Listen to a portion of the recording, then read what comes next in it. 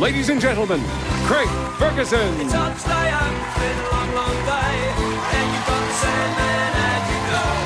But hang on, leave the TV on, and let's do it anyway. Hey. Hi, everyone. Hey. Welcome, everyone. Welcome. Welcome to Los Angeles, California. Welcome to the Late Late Show. I'm your host, TV's Craig Ferguson. Please sit down, relax. It's going to be a bit different tonight. A bit of a different show. My father, Robert Ferguson, died on Sunday. And I was in Scotland last week, and I said goodbye. So tonight, it may not be a flowing or accomplished piece of television that you're going to see, but I don't care. And I want to tell you, if I get weepy and I don't want any slow camera zooming in and music and stuff like that. You don't need to manufacture the drama. My heart's broken. My father's dead. That's enough. Now listen, I pride myself on being honest when I come out and do this. I feel the deal I've made with you over the time I've been here that I come out and talk about what's on my mind. And if I didn't do this, it would be shameful. So I've got to talk about this tonight. I didn't feel right, you know, coming out and doing my usual complaining about Starbucks, you know, and there's... But I'll be back on them tomorrow night, you know, you know, the half-assed impression of Sean Connery will be back tomorrow. Michael Caine will be back in space. There'll be frisky ponies and cheeky monkeys and emails and the rest of that nonsense. That'll be tomorrow night. But, And tonight will not, it won't all be somber. My father was 75 years old. He lived a very full life. He did everything that he set out to do. And it's not going to be we're not going to be sitting shiva all week with this. We're doing this once tonight and we're saying goodbye. Where I come from, there's in the Celtic tradition, it's kind of a wake. What we do is we talk about a person's life. There's a lot of drinking usually. I won't be doing it. I think others may get involved in that, but well, for other obvious reasons, I don't do that. But we tell favourite stories about the person that's passed, and we they're not always very flattering for that person either. It's not. It's kind of a roast sometimes. It's a celebration of a human being with faults and quirks and all the idiosyncrasies that go with being a person. And my father was certainly that. My father was born on St. Patrick's Day in 1930, which was a source of great pride to his Irish Catholic mother, and some consternation to his Scottish Protestant father, I have to tell you. And he grew up in, he was from a poor background. He grew up in Glasgow, in Scotland, during World War II. And Glasgow was bombed heavily during the war, and all the kids were evacuated out of the cities and put to work on the farms in the countryside to escape the German bombing. And it was supposed to be some kind of idyllic reprieve, but my father's experience was more like a Dickensian workhouse. It didn't really work out well for him. And I know it was very tough for him, and he didn't talk a lot about it, but it was 6 years when he was there that it was just awful. And he had a very tough childhood, and from where he started to where he ended up was a journey so incredible and vast. It's too much for me to hope to emulate. My father spent 2 years in the British Army, stationed in Germany. He worked in the post office in Scotland for 44 years. He started as a telegram boy, delivering telegrams on ex-army, Norton ex-army bikes, where you change the gear by taking your hand off the handlebars. It's called the suicide shift. You know, they were too poor to emulate Marlon Brando in The Wild One with the silk scarf, so they used to wear white tea towels to look like Americans. I've lived in America 11 years. I've never seen anybody wearing a white tea towel. But I'm still looking. Anyway, by the time my dad retired, he had about 600 men working for him at the Edinburgh Post Office in the capital of Scotland. He was the chief inspector and he was the boss, and he went all the way up, and he did it through hard work. He was a Scottish nationalist, my father. He believed in an independent Scotland. He also believed in this place. He believed in America. And he believed in the opportunity it offered. My father introduced me to America. Literally, he brought me here when I was 13, just me and him. we went to, used to get cheap airfares from Freddie Laker, and I think it was like $100 or something. And we came over and we visited my father's brother, my Uncle James, who had moved to Long Island. And I've talked here and I've talked lyrically often about the summer I spent there as a teenager at 13 years old. And I talked to my father about it recently. He said, "Where did you get the idea I get the whole summer off work? We were there 3 weeks." But in my mind, it was a life-changing experience. I fell in love with America then. I decided then to come back. And my father, thanks. My father believed in hard work. And I believe that that's how my father expressed love. There's something spiritual in hard work. I think spirituality is not all about aromatherapy and scented candles. I think for my dad it was about getting up early and working hard and making a better life for his kids. And that's what this man did. Every Christmas in the post office there was something called the pressure. It was when the mail started to build up and more mail, and all the postal workers were working 12-hour shifts all the time. It was crazy amount of work they were doing. And now I think it's called going postal. Then it was called... And he worked his ass off the whole month of December. But every Christmas morning he would wake up with me and my brother and my sisters and help put the presents together. And he must have been bone tired.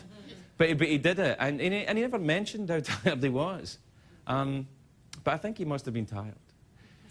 My father also, he was in charge of postal workers. These are postal workers in Glasgow. They were tough men. They're not, they're not guys who say, I'm lactose intolerant, can we get soy in the cafeteria? They weren't guys like that.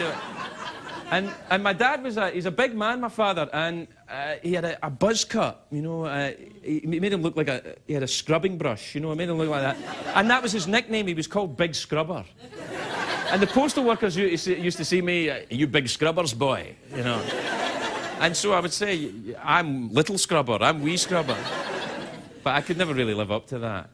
When I was broke, my dad gave me a job as a temporary worker in the post office. It was in December, and it was back in the day when I was still drinking, and I got drunk, and I was an hour late for work, and my father was the boss.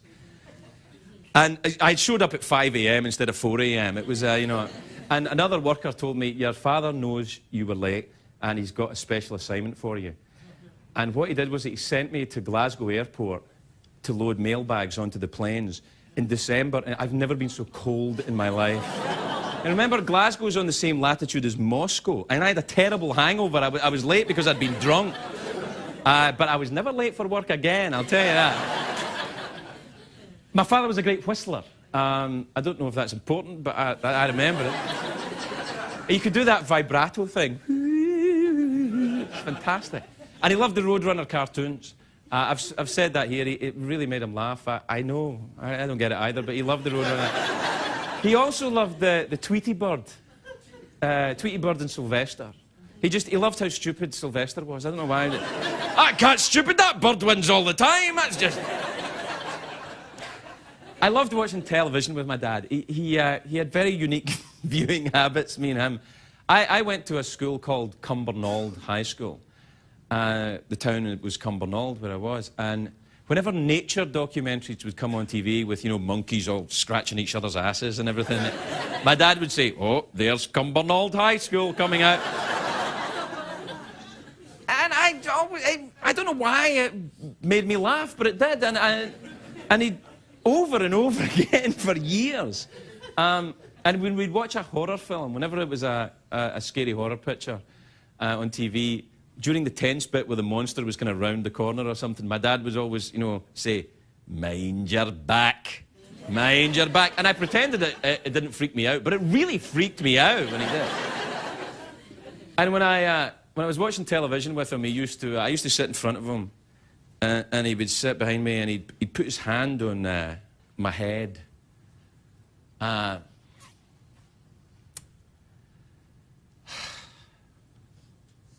And I loved that. And he did it last week in the hospital. probably the first time in 35 years or something. You know, from his bed, he put his hand on my head like that, and it was amazing. It was great. He was a man of few words, my dad. I get the talking from my mother's side of the family, but I was never in any doubt about that he loved me. He wasn't from a generation of people that said, "Son, we need to talk about our feelings. You know, let's hug." He was not. My dad would just say, "Aye," and. But you knew what he meant when he said "aye," you know. And the relationship that I have with my father is not unlike the relationship I have with the old country. You know, with Scotland, I complain about it, I grumble about it, I can be mean about it sometimes, but I love it beyond reason. It's where I'm from. It's what I am. And.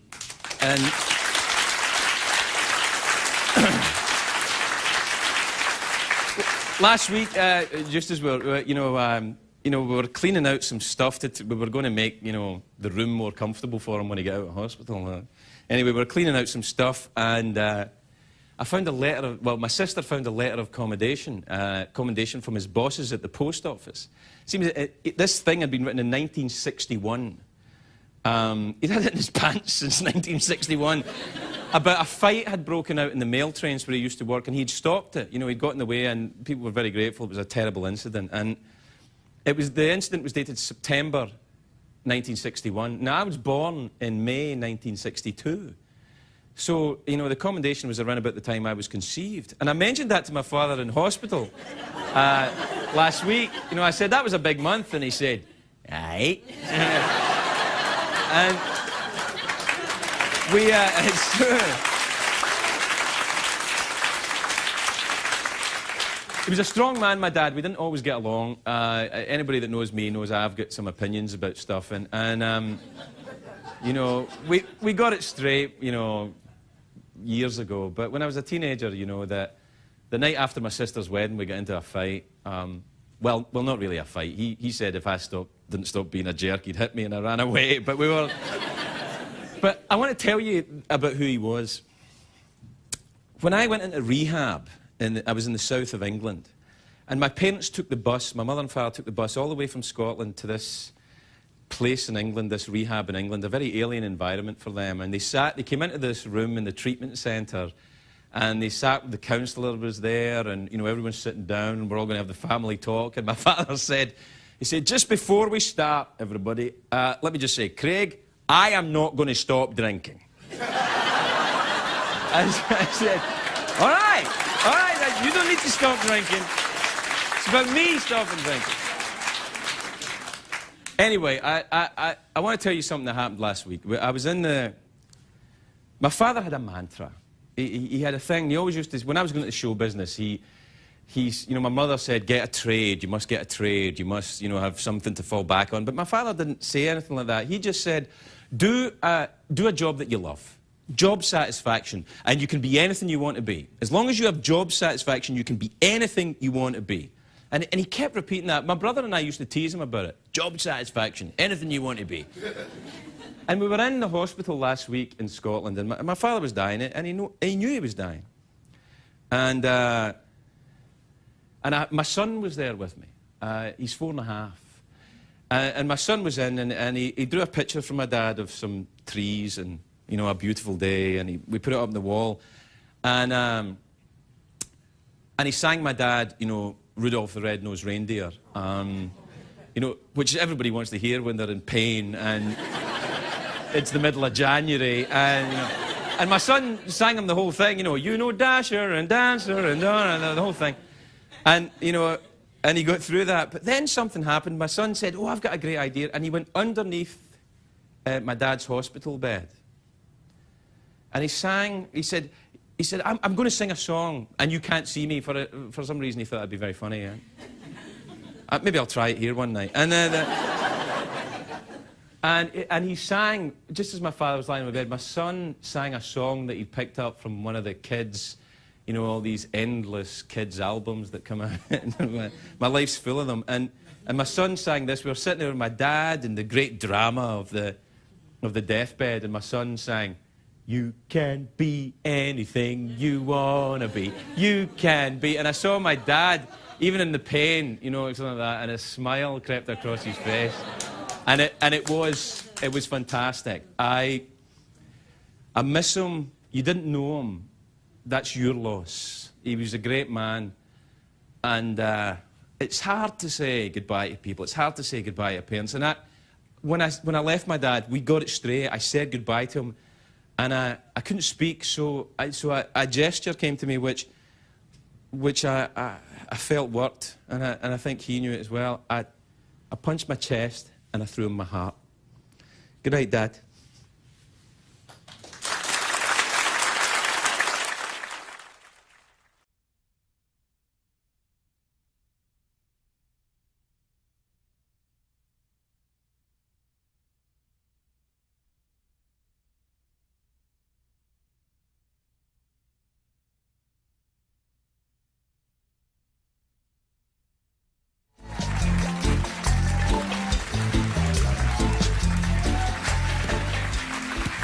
Welcome back, everybody. If you're just joining us, you know it must be serious. I'm wearing a tie. Actually, I can't stand this anymore.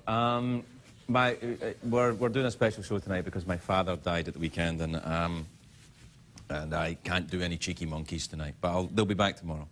My first guest tonight is a good man, and he's a good friend of this show. He does me the honour of being here tonight. And sometimes you just want your pals around, just to talk. Please welcome my pal, Dr. Drew Pinsky, everybody.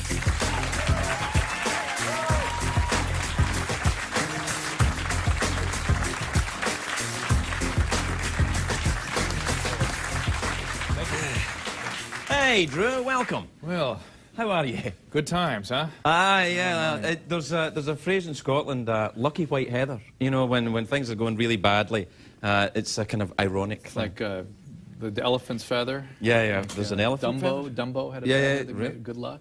Good luck? Is it good luck? I don't know. I don't know. I haven't watched Dumbo in a while, but I've got a feeling I'll be watching it soon. Does he sing "You Can Be Anything"? Not that song, but a lot of songs just like that. Yeah. There's a lot of those songs.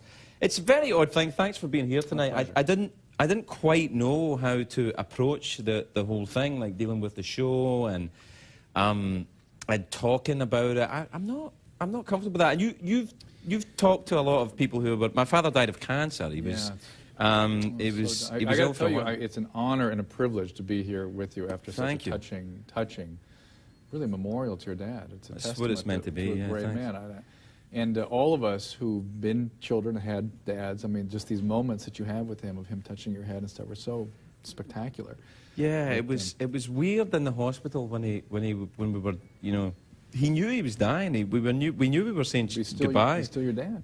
He's my dad, and I felt like a wee boy. And he used to get me out of so many scrapes. I don't know who's going to get me out of scrapes now. If I get in trouble now, I'm really in trouble. So now we've sort of been touched by so much of the poignant aspects. Was there anything? Did he ever get aggressive with you? There's sort of any. It's a whole story life, you know. Is there funny stuff? Negative stuff? He never raised his hand to us, my dad. He was, you know, and in the culture I grew up in, I think that was fairly unusual. I don't know. I wasn't in anyone else's family, but it certainly my father never hit us. He didn't have to. He kind of you know, he used to say this thing, wrap it. You know, he's a wrap it up. You know, was mean. You know. Was he huge? Was he? He was a very big presence. Yeah. He was 6'2", my dad, which in Scotland, you know, in the 50s and 60s, I think probably made him, you know, Andre the Giant or something. Right. He was big, man. And the Celtic's such a great breed, you know. I mean, it's just such survivors, right? I mean, that's that alcohol gene and the big. Oh, there was a bit of alcohol, yeah. Alcohol gene is actually a woman that my father used to know.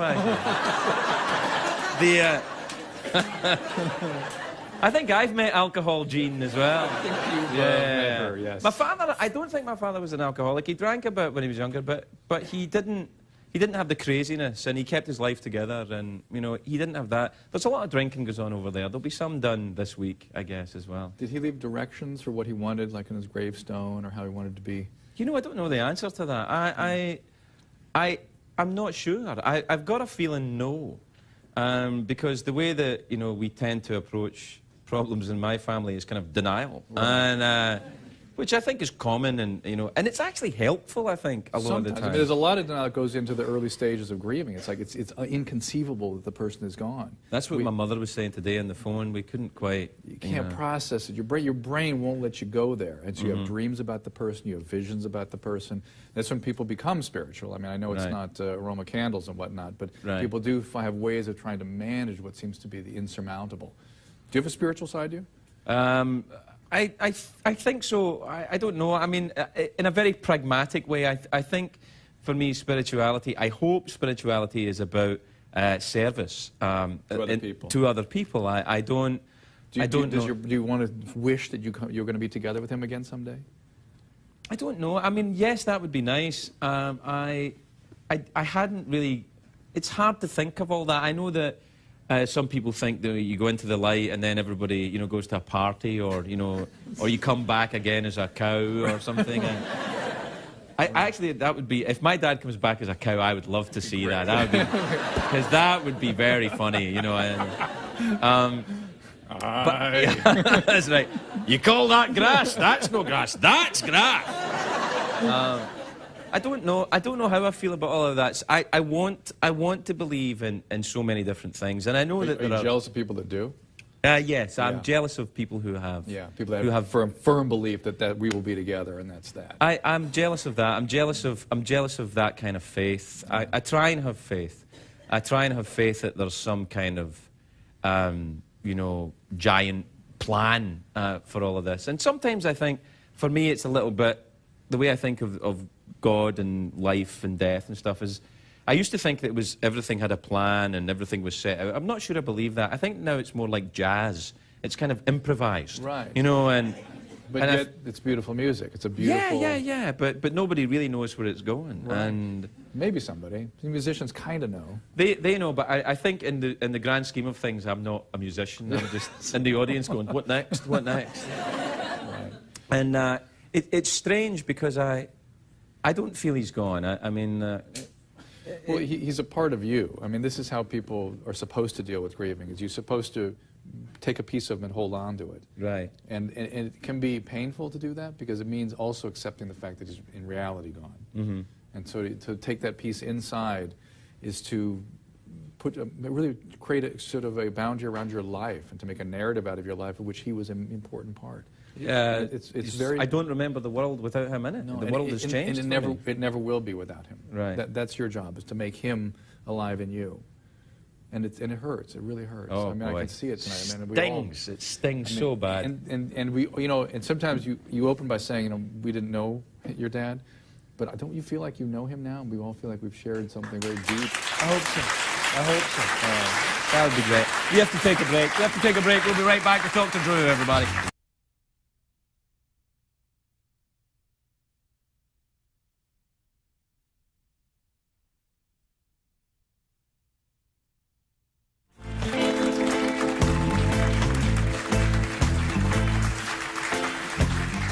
Welcome back, everybody. I'm here with Dr. Drew, and we're talking about the grieving process, aren't we? Oh, fun. Good times. Yeah. Appointment television. Yeah, that's right. Here we go. Oh, man. But it's funny, though, that, part of what I've been feeling since my dad died has also been maybe I should be more sad, or, I mean, I'm terribly sad for a little bit, and then I'm okay, and then I think I'm all right, and then it hits me like a freight train. And it doesn't seem to make any sense. People feel immense amounts of guilt when someone dies because oftentimes there's relief. Relief because somebody's been suffering, or relief that you've been anticipating this for so long. You've sort of been dealing with the grieving for months or even years sometimes with things like cancer. It can go on. Did you have any sense of relief with this? God, I don't know. Were you prepared for it? I mean, did you know this was coming? Yes, I was prepared for it because my father and I said goodbye to each other on Friday, and he died on Sunday. Did you believe you were saying goodbye? Yeah, I knew I was saying goodbye. I actually cried like a wee girl all the way for about an hour after I came out of the hospital. And I have this thing that I think a lot of men have, where I don't want to show. Not only do I not want to show emotions, I'm kind of ashamed of having them. Right, you're embarrassed. I'm embarrassed by it. And it's not cool, and although I'm not cool anyway, but still. I was going to say that, but anyway. But the thing that I think we lose track of in our culture a lot is that feelings matter. Yeah. Feelings matter a great deal. In fact, that's how we make meaning of life. I mean, really, I deal with a lot of people with death and dying, and when somebody's pressed to the mirror about what life is about, I think you and I have talked about this before, it's really always other relationships, it's other humans, and you say being of service, that's part of that. Right. But it's the connection with other people that gives life its meaning. I mean, that's where you get right down to it, that is what life is about. I think so. I always find people more, like when you meet people in Hollywood, I don't know if you've had this experience, quite a lot of people will come up and tell you how great they are. And they are. Yeah. How great you are. You know, they come up and say, I'm so great, I'm doing this, I got that, I don't really have time, excuse me, I'll get right back to you, yeah. Tell Spielberg, no.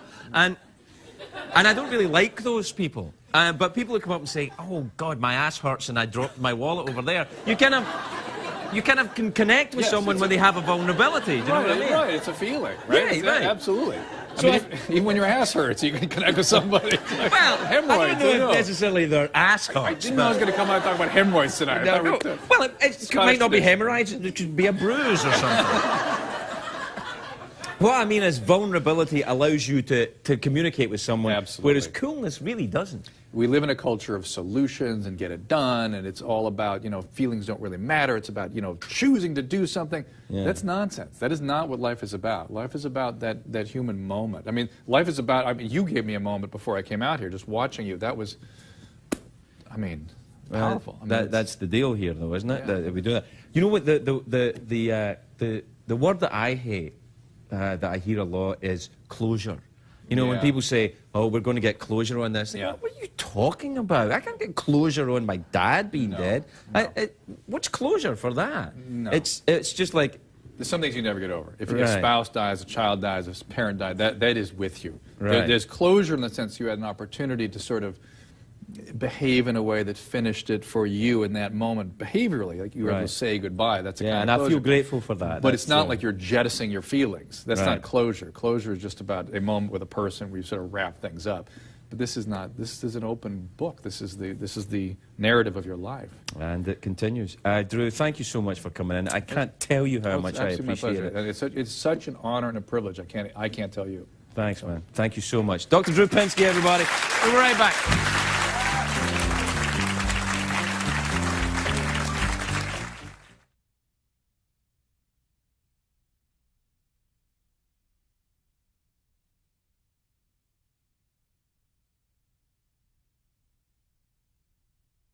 Awake for my father tonight, and part of what we do at Awake is we have some music. So tonight we're going to have the tribal sounds of the Scottish Highlands from the latest CD, Whiskey Supper. Please welcome Wicked Tinkers, everybody.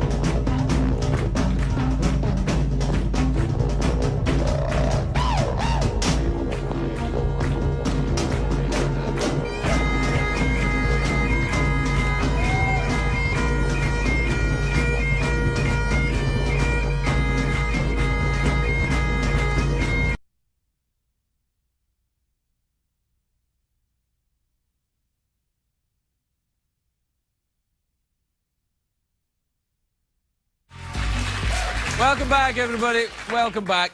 We're having a wake for my father, Robert, tonight. And part of that for me is sometimes on a night like this, I've not had many. I hope to not have many. You just want your friends around. And so my next guest is a friend. She's a terrific actress, one of the loveliest people I know. Please welcome the incandescent Amy Yasbeck, everybody.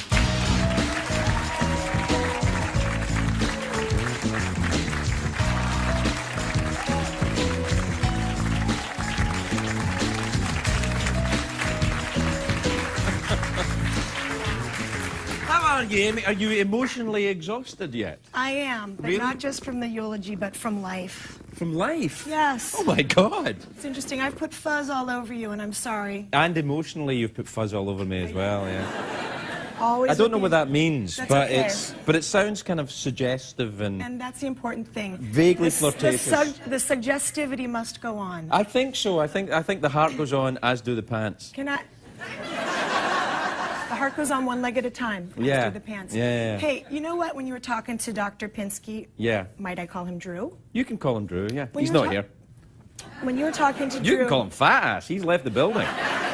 when you were talking to Dr. Fat Ass about the closure, about closure. About closure, yeah. You're right. That is the biggest. What the hell is that? I don't know. That's a conspiracy. Yeah, I don't know. Somebody made that up on daytime But wait, TV. But if something happened to you, would you want people around you to have closure? Woo, good. That's over. No, it's like when somebody passes away, you have opener. Yeah. Now, you know, I Well, still don't feel. know. Well, wait, I mean, connected to how long is it since John died? 2.5 years. 2.5 years. Right. and Do I have closure?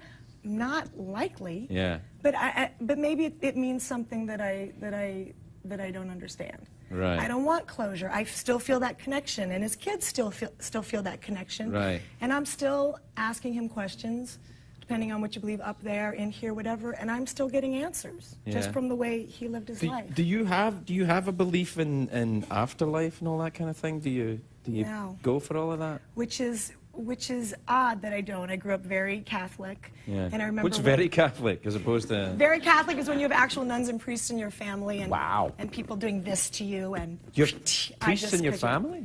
I did, yes. Yeah. Isn't that difficult? Why? Oh, I guess brothers and stuff. Yeah, I just. Oh yeah, thought- not like my dad wasn't a priest. Right. Well, that's a relief. That would be very sassy. That would be sassy. That would be very sassy. That would And be my father, and my mother was a Druid, and it was like A Romeo Druid? and Juliet. No, it's all wrong.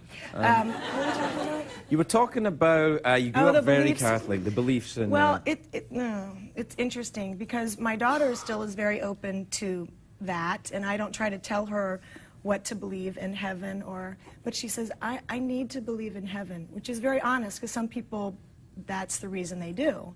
And who's to say not? You know? Huh? Who's to say not? Who's to say not? Right. Exactly. But the thing is that, again, with the closure, you have to kind of live every day like it's heaven on earth. You can't be waiting for that. That's the thing about heaven that bugs me. Well, I think that you said something that's quite interesting. The grief that you've said a couple of things that were interesting. Let me just recap for you. No. Thanks, little scrubber. Yeah. It sounds like you're OCD. I know. The grief that feeling grief. If it wasn't for the actual grief, there's a kind of clarity about it that I quite like. That's because you just don't want to listen to anybody's bull. Okay.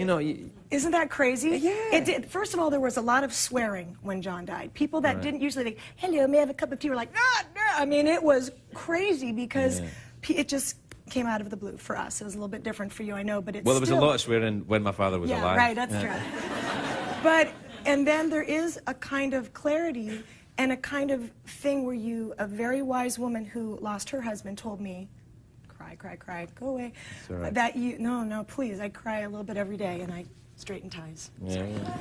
Does that help? Well, if I start straightening ties, we're in West Hollywood, I get in a lot of trouble. No, don't just walk up to people and straighten, but I will pick lint and straighten ties. It's a little thing. But that you own your own grief, and people come up and they go, how you doing, and how's it going? And you don't want to give any of that away. It's a real thing. Yeah. It's yours. Milo is going to be very interesting and interested in death and life and things, and he's got to see that it's okay to lose your S sometimes and just if you're feeling it, and it's also okay to be happy and for him to play Disney Art Deluxe computer game. I have knowledge of this. Our kids have the same obsession. Yeah. But I mean, to be able to lose himself, he shouldn't feel guilty for that. Yeah, I don't think he does. I don't think he will. It's hard. I don't know how you talk to your kids about stuff like this. But we got to take a break and we'll come right back. We'll be right back with Amy Yasbeck. Thank you.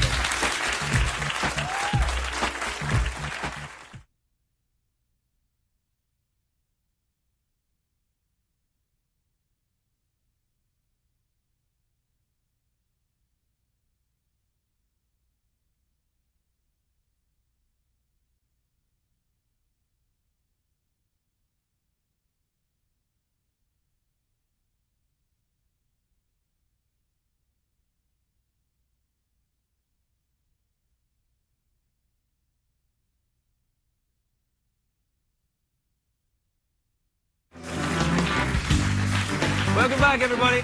I'm here with Amy Yasbeck. We're talking about closure and grief. Woohoo! Were we? No. Were we done with that? We're talking about having Catholics in your family? You have Catholics in your family. I do have Catholics in my How's family. that going for you? It's okay. You know, okay. I think Scotland is, you know, we're trying to get to the other side of this Catholic Protestant thing. Okay. You know. Discuss. Well, I don't know. I mean, I think there was, as far as I can tell, there's a big argument between take this, eat, this is the body of Christ, Right. as opposed to take this, eat, this represents the body of Christ. Right. And everybody How gets about very this? upset about that. How yeah. about this? It's all about punctuation. How about... You know we're getting in deep water already. Should actually. I not? Yeah, I don't know. Okay, all right, okay. Yeah. So how about the Longhorns winning against USC? How about I that? don't know. Wow. That was awful. That was the worst. That was, No, that was great. That was horrifying. Why? Because John went to SC and Ah. I didn't finish college, so that's my pretend college.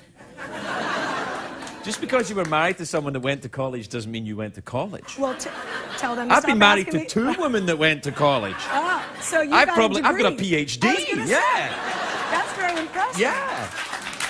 Congratulations. Thank you very much indeed. Thanks, everybody. Hey, you don't remember this, or maybe you Well, do. how do you know? I think you don't. Okay. The first time I was on the show, I don't remember that. and you gave me a card with a picture with the little girl from the Yasbeck oven on it because I was on the Yasbeck oven, but it was the wrong one, so I made a card for you. Are you clocking my dialogue like this while I'm talking? Yeah. That's what actors do. Yeah, Bad right, actors, me yeah, too. right. Okay, so, and I made one for you, and on it I wrote, hey, the Wicked Tinkers, they're the best in the world. Are they ever going to come on your show? They're fantastic. But you don't remember that, see? I do remember it Oh. because that's why they're here. No, Well, they the give Wicked me Tinkers sense are a great band, I'm and they are like a lot of people that I know in Glasgow who go around wearing that kind of stuff all the time. In my mind, you are a wicked tinker. When I think of them, I think I'm a of you. naughty tinker. I'm not a wicked tinker. I'm just a kind of naughty. How about they came and did a education about Scotland thing or something at my daughter's school? Really? But they just called them the Tinkers. Do you know what tinkers were? Yeah. What are they then? The pots and pans, Tinkers. No. Tinkers are gypsies. You're I'm right. And it's my show. wrong. Oh, really? You're wrong, because they I'm were wrong. gypsies and they went around, and maybe that they're called because they went around like Well, they're not the tinkers. same as gypsies. You know, they don't have Because they're- hoop earrings. But they could make them because tinkers are tinkers. They make pots and pans and metal, and they would go from community to community and make them, also known as gypsies. But I'm right. Are and you? I'll prove it to you, yes. Google me. Do you know what Google's named after? No, I'm just still thinking about Googling you. What does it mean?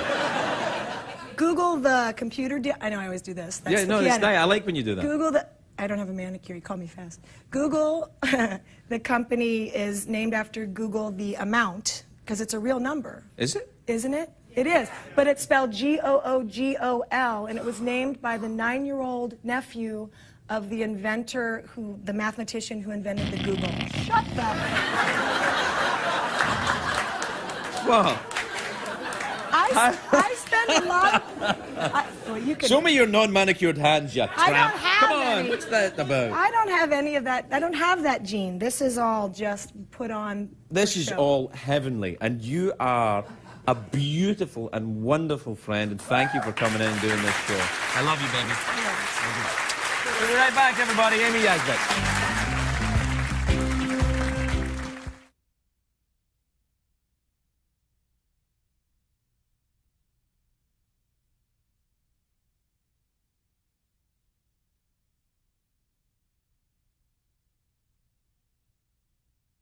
Welcome back, everybody. I want to thank my guests, Dr. Drew Pinsky, Amy Yasbeck, the Wicked Tinkers. The boys and I are now going to bang a drum for my dad. Good night, everybody.